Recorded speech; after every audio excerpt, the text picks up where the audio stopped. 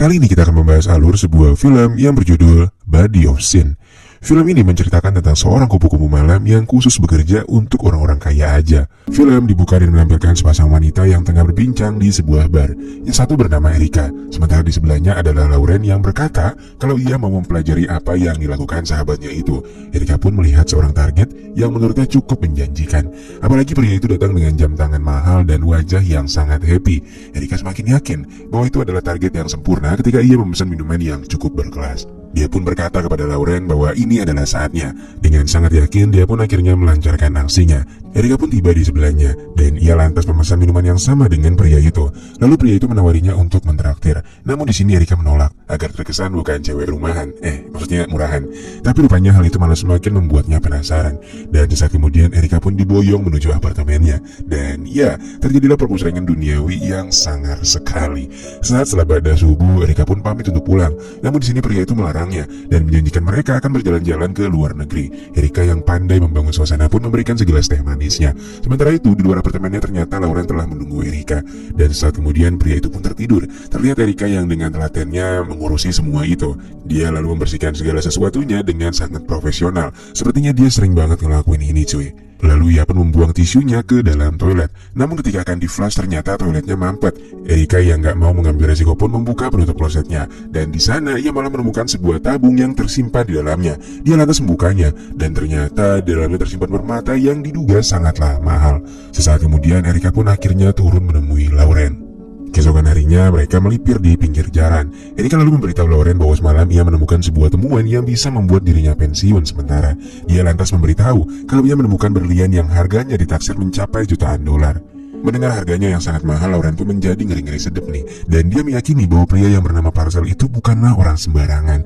Namun Erika menenangkan Lauren dan bilang kalau mereka akan aman-aman aja dan gak akan ada yang mengenali mereka. Karena selama ini Erika beraksi dengan menggunakan rambut wignya. Dan mereka berencana untuk bersembunyi selama beberapa bulan di sebuah pulau kecil. Erika juga sudah menyiapkan sebuah kapal untuk mengantar mereka ke pulau tersebut. Singkat cerita, mereka pun tiba di sebuah rumah. Rumah itu adalah rumah peninggalan orang tua Erika yang sudah dilengkapi dengan peralatan komputasi yang cukup canggih.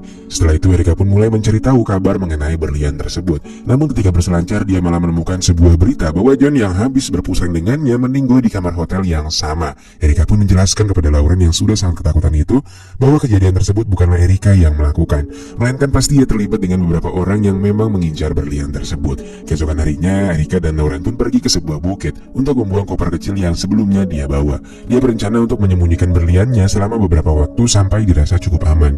Beberapa waktu kemudian ketika Lauren sedang bersantai melihat pemandangan, ia dihampiri oleh seorang petugas penjaga pantai. Petugas itu bernama Mike dan dari sinilah mereka berkenalan. Di sana Lauren bercerita bahwa kedatangannya di pulau itu adalah untuk berlibur selama beberapa bulan. Scene lalu berpindah ketika Erika dan Lauren tengah berjalan dan di sisinya terlihat seorang pria yang sepertinya sedang memperhatikan keberadaan mereka. Namun untungnya nggak terjadi apa-apa dengan mereka saat itu. Ketika sore harinya Lauren terlihat sedang berjalan-jalan di sekitar pulau. Mungkin sekedar untuk menenangkan pikirannya. Namun tak disangka ternyata secara kebetulan Mike juga berada di sana dan akhirnya mereka pun menghabiskan sore bersama-sama. Di sana Mike bercerita bahwa ada sebuah restoran yang cukup enak di daerah sana dan kalau nggak keberatan ia ingin mengajak Lauren pergi ke sana untuk dinner nanti malam. Lauren pun akhirnya menyetujui ajakan Mike dan segera pergi menuju ke rumahnya.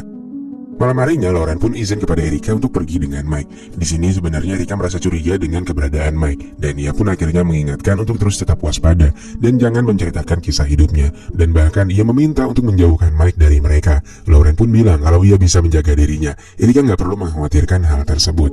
Erika yang gabut karena ditinggal sahabatnya, ia pun mendatangi bar. Di sana ia melihat seorang pria yang cukup menarik. Dia pun bertanya kepada salah seorang bartender, dan bartender itu mengatakan kalau pria itu datang beberapa hari yang lalu dengan menggunakan kapal pribadinya. Dan sudah tentu pria itu adalah pria yang cukup tajir. Pria itu rupanya menyadari kalau dirinya baru saja dibicarakan. Dan akhirnya mereka pun berkenalan. Dan gak butuh waktu lama bagi Erika, mereka pun kini menjadi cukup akrab. Apalagi ternyata pria yang bernama Tom itu pandai memainkan sulap kartunya.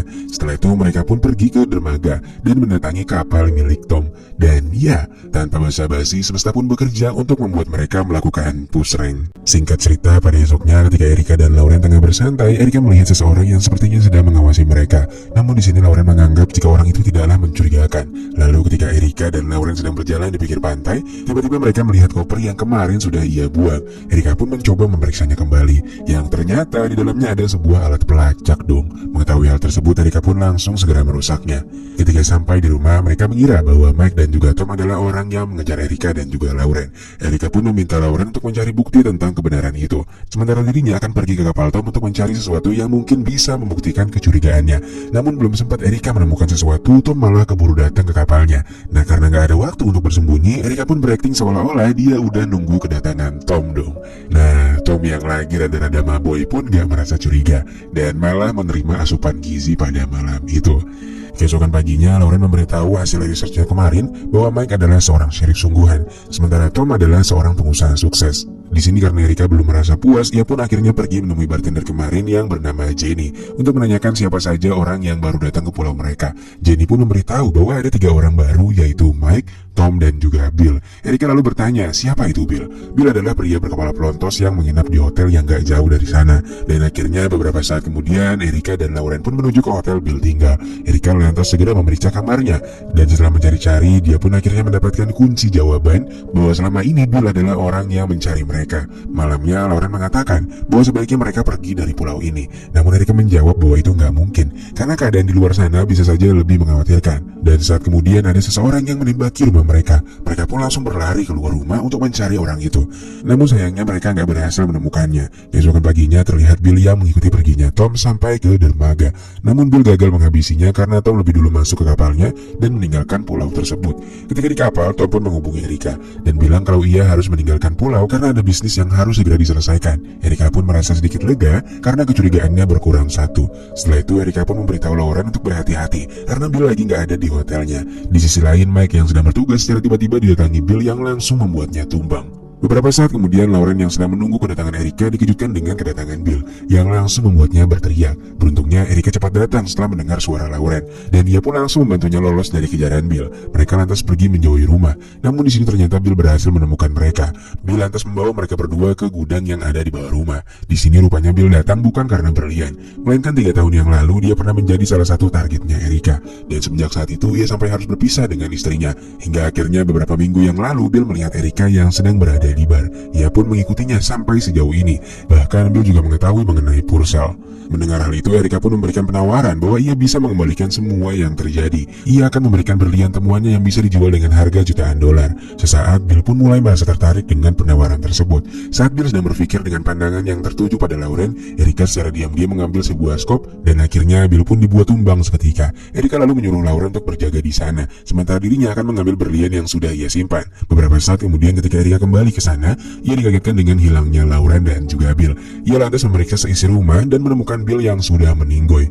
Sesaat kemudian Erika mendapatkan panggilan dari Tom yang langsung mengatakan jika ia menginginkan Lauren, ia harus memberikan berliannya. Beberapa saat kemudian mereka pun akhirnya bertemu di sebuah bukit.